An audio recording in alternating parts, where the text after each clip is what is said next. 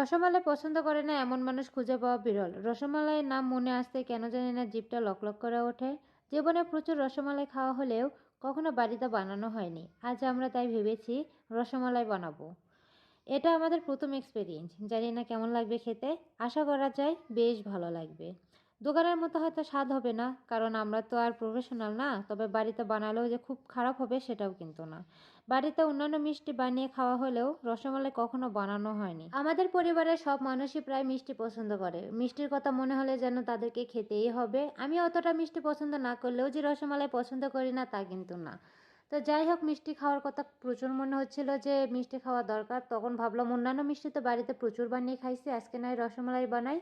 তো দুই বোনে লেগে পড়লাম কাজে। আমি তো কোনো কিছুই করিনি, তবে আমার বোন সব কিছু করতেছিল, আমি জাস্ট দেখতেছিলাম।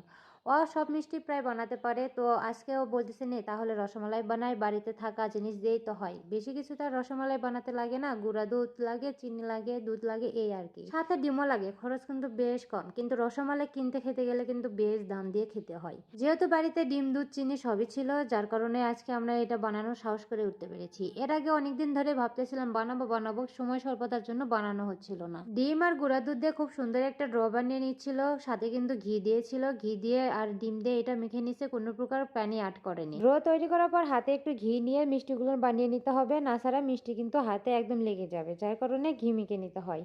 তারপরে রসমালাইয়ের রস বানানোর জন্য বেশ কিছুটা দুধ নিয়েছি। দুধগুলো একটু হালকা গরম করে নেওয়ার পর দিয়ে দিলাম চিনি। চিনি কিন্তু অবশ্যই নিজেদের পছন্দ মতো দিতে হবে। যে যেমন মিষ্টি খেতে পছন্দ করে তেমনই মিষ্টি দিতে হবে। আর মিষ্টি জিনিস যদি খুব বেশি মিষ্টি না হয় তাহলে কিন্তু ভালো লাগে না। মিষ্টি তো মিষ্টি, মিষ্টি খাবার মিষ্টি লাগবে না তা কখনো হয়? তারপর বেশ কিছুক্ষণ জাল করে চিনি গলিয়ে নিলাম, আর রসের ঘনত্ব আসার জন্য লিকুইড দুধের সাথে গুঁড়া দুধ মিশিয়ে তারপর দিয়ে দিলাম। বেশ কিছুক্ষণ জাল করার পর আবার দিয়ে দিলাম মিষ্টি। মিষ্টিগুলো দিয়ে দেওয়ার পর কিন্তু আবার অনেকক্ষণ জাল দিতে হবে, যাতে মিষ্টিগুলো সব ফুটে যায়, মানে মিষ্টির ভিতরে যেন সবকিছু নরম হয়ে যায়, শক্ত যেন না থাকে। আমাদের প্রথম বানানো বলে আমরা জনপ্রতি 4টা করে এইভাবে বানাইছিলাম, যাতে নষ্ট যেন না হয়, কারণ প্রথমবার বানাচ্ছি, খেতে কেমন হবে। তবে কনফিডেন্স ছিল যে আমাদেরটা ভালোই হবে। মিষ্টিগুলো ছেড়ে দেওয়ার পর যখন আমরা দুধে বলকে নিচ্ছিলাম, মিষ্টিগুলো ফুলে এত বড় বড় হয়েছিল যে দেখতে বেশ ভালো লাগতেছিল আর খুব লোভ লাগতেছিল। তবে আমাদের লিকুইড দুধ মনে হয় আর একটু বেশিই লাগতো। তবে আপনারা যখন বানাবেন অবশ্যই লিকুইড দুধ বেশি নেওয়ার চেষ্টা করবেন। আমাদের প্রথম এক্সপিরিয়েন্স হিসেবে বেশ ভালোই বানিয়েছি। যাই হোক, আমাদের খেতে কিন্তু বেশ মজা লেগেছে।